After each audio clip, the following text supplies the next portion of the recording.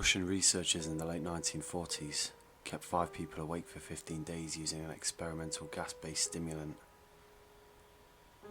They were kept in a sealed environment to carefully monitor their oxygen intake so the gas didn't kill them, since it was toxic in high concentrations. This was before closed-circuit cameras, so they had only microphones and 5-inch thick glass porthole-sized windows into the chamber to monitor them. The chamber was stocked with books, cots to sleep on but no bedding, running water and a toilet, enough dried food to last all 5 for over a month. The test subjects were political prisoners deemed enemies of the state during World War II. Everything was fine for the first 5 days. The subjects hardly complained, having been promised falsely that they would be free if they submitted to the test, and did not sleep for 30 days. Their conversations and activities were monitored, and it was noted that they continued to talk about increasingly traumatic incidents in their past, and the general tone of their conversations took on a darker aspect after the 4-day mark. After 5 days, they started to complain about the circumstances and events that led them to where they were, and started to demonstrate severe paranoia. They stopped talking to each other and began alternately whispering into the microphones and one-way mirrored portholes. Oddly, they all seemed to think they could win the trust of the experimenters by turning over their comrades, the other subjects in captivity with them. At first, the researchers suspected this was an effect of the gas itself. After 9 days, the first of them started screaming. He ran the length of the chamber repeatedly yelling at the top of his lungs for 3 hours straight. He continued attempting to scream, but was only able to produce occasional squeaks. The researchers postulated that he had physically torn his vocal cords. The most surprising thing about his behaviour is how the other captives reacted to it, or rather didn't react to it. They continued whispering to the microphones until the second of the captives started to scream. The 2 non-screaming captives took the books apart, smeared page after page with their own feces, and pasted them on calmly over the glass portholes. The screaming promptly stopped, and so did the whispering into the microphones. After 3 more days passed, the researchers checked the microphones hourly to make sure they were working, since they thought it was impossible that no sound could be coming with 5 people inside. The oxygen consumption in the chamber indicated that all 5 must still be alive. In fact, it was the amount of oxygen 5 people would consume at a very heavy level of strenuous exercise. On the morning of the 14th day, the researchers did something they would not expect to get a reaction from the captives. They used the intercom inside of the chamber, hoping to provoke any response from the captives, and they were afraid they were either dead, or worse yet, vegetables. They announced, "We're opening the chamber to test the microphones. Step away from the door and lie flat on the floor, or you will be shot. Compliance will earn you one of your immediate freedom." To their surprise, they heard a single phrase in a calm voice response. "We no longer want to be freed." Debate broke out amongst the researchers and the military forces funding the research. Unable to provoke any more response using the intercom, it was finally decided to open the chamber at midnight on the 15th day. The chamber was flushed of the stimulant gas and filled with fresh air, and immediately voices from the microphones began to object. 3 different voices began begging, as if pleading for the life of loved ones, to turn the gas back on. The chamber was open and the soldiers sent in to retrieve the test subjects, and they began to scream louder than ever, and so did one of the soldiers when they saw what was inside. And 4 of the 5 subjects were still alive. The food rations past day 5 had not been so much as touched. There were chunks of meat from the dead test subjects' thighs and chest stuffed into the drain into the centre of the chamber, blocking the drain and allowing for all 4 inches of water to accumulate on the floor. Precisely how much of that water on the floor was actually blood was never determined. All 4 surviving test subjects also had large portions of muscle and skin torn away from their bodies. The destruction of flesh and exposed bone on their fingertips indicated that the wounds were inflicted by hand, not with teeth, as the researchers initially thought. Closer examination of the position and angles of the wounds indicated that most of them, if not all of them, were self-inflicted. The abdominal organs below the ribcage of all 4 test subjects had been removed, while the heart, lungs and diaphragm remained in place. The skin and most of the muscles attached to the ribs had been ripped off, exposing the lungs through the ribcage. All the blood vessels and organs remained intact. They had just been taken out and laid on the floor, fanning out around the eviscerated but still living bodies of the subjects. The digestive tract of all 4 could be seen to be working, digesting food. It quickly became apparent that what they were digesting was their own flesh, that they had ripped off and eaten over the course of days. Most of the soldiers were Russian, special operatives at the facility, but still, many refused to return to the chamber to remote test their subjects. They continued to scream to be left in the chamber and alternately begged and demanded that the gas be turned back on, lest they'd fall asleep.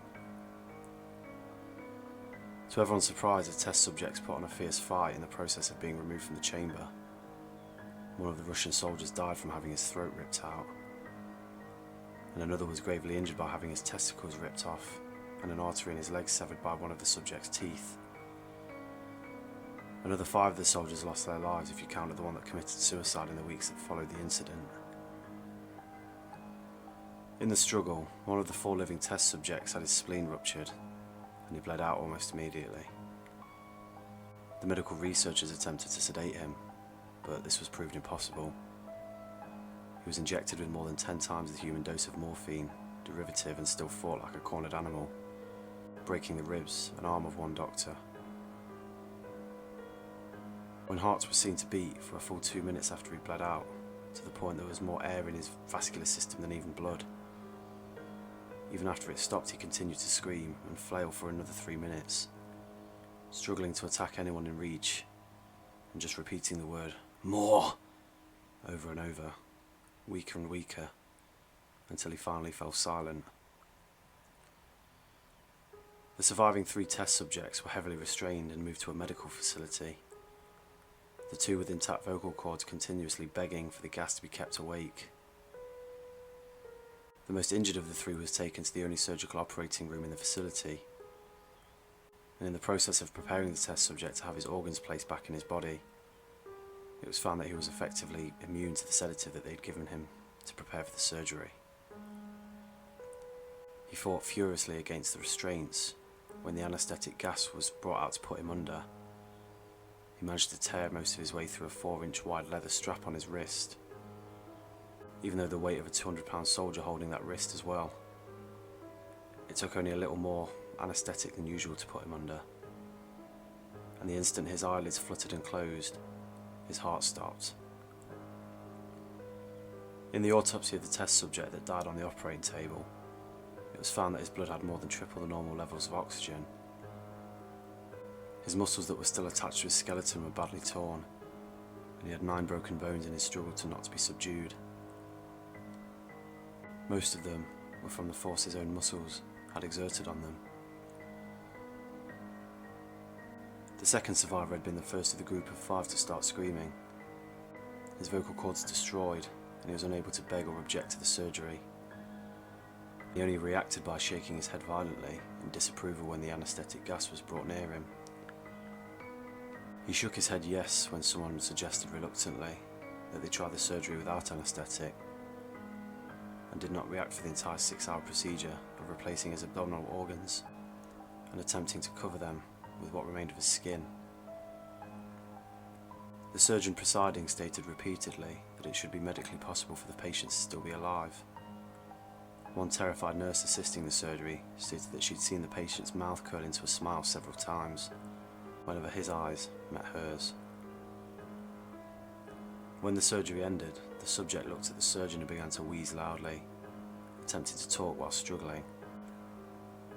Assuming this must be something of drastic importance, the surgeon had a pen and pad fetched so that the patient could write his message, and it was simple: keep cutting. The other 2 test subjects were given the same surgery, both without anaesthetic as well, although they had to be injected with a paralytic for the duration of the operation. The surgeon found it impossible to perform the operation while the patients laughed uncontrollably. Once paralysed, the subjects could only follow the attending researchers with their eyes. The paralytic cleared their system in an abnormally short period of time, and they were soon trying to escape their bonds. The moment they could speak, they were asking for the stimulant gas. The researchers tried asking why they had injured themselves, why had they ripped out their own guts, and why they wanted to be given the gas again. Only one response was given: I must remain awake. All 3 subjects' restraints were reinforced, and they were placed back into the chamber awaiting determination as to what should be done with them. The researchers, facing the wrath of the military's benefactors for having failed the stated goals of their project, considered euthanizing the surviving subjects.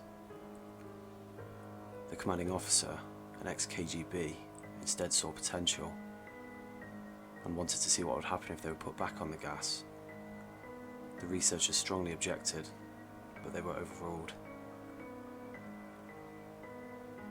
In preparation for being sealed in the chamber again, the subjects were connected to an EEG monitor and had their restraints padded for long-term confinement. To everyone's surprise, all 3 stopped struggling the moment it was let slip that they were going back on the gas. It was obvious at this point that they were putting up a great struggle to stay awake. One of the subjects that could speak was humming loudly and continuously. The mute subject was straining his legs against the leather bonds with all his might. First left, then right, then left again for something to focus on. The remaining subject was holding his head off his pillow and blinking rapidly. Having been the first to be wired to the EEG, most of the researchers were monitoring his brainwaves in surprise. They were normal, most of the time, but sometimes flatlined unexpectedly. It looked as if he were repeatedly suffering brain death before returning to normal. As they focused on the paper scrolling out of the brainwave monitor, only one nurse saw his eyes slip shut at the same moment his head hit the pillow. His brainwaves immediately changed to that of a deep sleep, and then flatlined for the first time as his heart simultaneously stopped. The only remaining subject that could speak started screaming to be sealed in now. The only remaining subject that could speak just started screaming to be sealed in. His brainwaves showed the same flat lines as one who had just died from falling asleep. The commander gave the order to seal the chamber with both subjects inside, as well as 3 researchers. One of the named 3 immediately drew his gun and shot the commander point blank between the eyes, then turned the gun on the mute subject and blew his brains out as well. He pointed his gun on the remaining subjects, still restrained to the bed, as the remaining members of the medical and research team fled the room. "I won't be locked in here with these things, not with you," he screamed at the man strapped on the table. "What are you?" he demanded. "I must know." The subject smiled. "Have you forgotten so easily?" the subject asked. "We are you. We are the madness that lurks within you all, begging to be free at every moment in your deepest animal mind. We are what you hide from in your bed every night. We are what you sedate into silence and paralysis when you go to the nocturnal haven where we cannot tread." The researcher paused, then aimed at the subject's heart and fired. The EEG flatlined, and the subject weakly choked out. "So, nearly free."